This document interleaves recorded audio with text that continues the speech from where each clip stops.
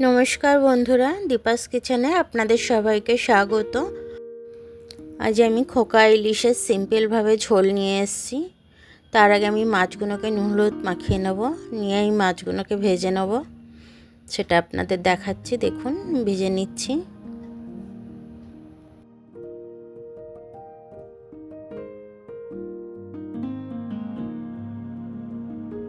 বেশি কড়া করে ভাজবো না, হালকা করেই ভাজবো।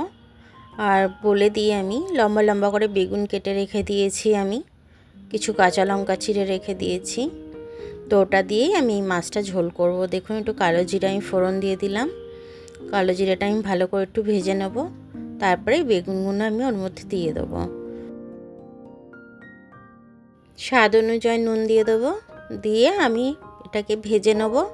ভেজে নেওয়ার পর আমি আপনাদের দেখাচ্ছি।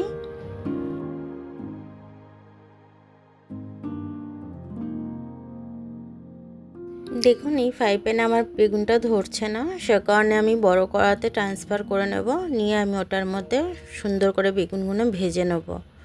তারপরে আমি লঙ্কাগুলো এখন দেব না, কারণ এখন দিলে বেগুনগুলো ভাজতে ভাজতে আমার ভীষণ কাশি হবে।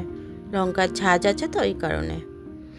তা আপনাদেরকেও বলবো বেগুনগুলো ভেজে নিয়ে তারপর লঙ্কাটা দেবেন, তাহলে লঙ্কার ঝাঁজটা কম হবে। এবার আমি হলুদ দিয়ে একটু কষে নেব।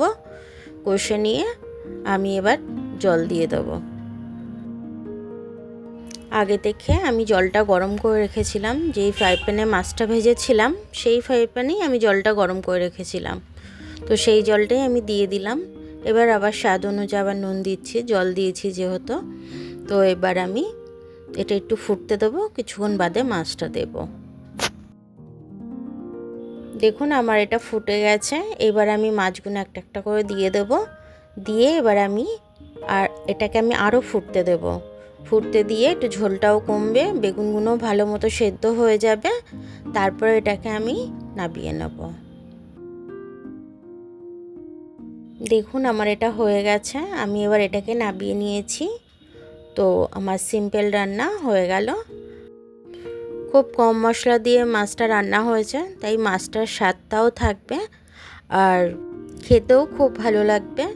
তো আপনারা একদিন এরমভাবে করবেন, করে খেয়ে দেখবেন, তারপরে আমাকে কমেন্টস করে জানাবেন।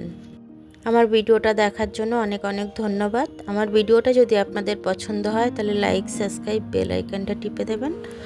আর যদি ফেসবুক থেকে দেখেন তাহলে লাইক আর ফলোটা একটু করে দেবেন। আবার কাল দেখা হবে নতুন রেসিপির সাথে। ততক্ষণে আপনারা ভালো থাকবেন। আমি আবার কাল আসছি।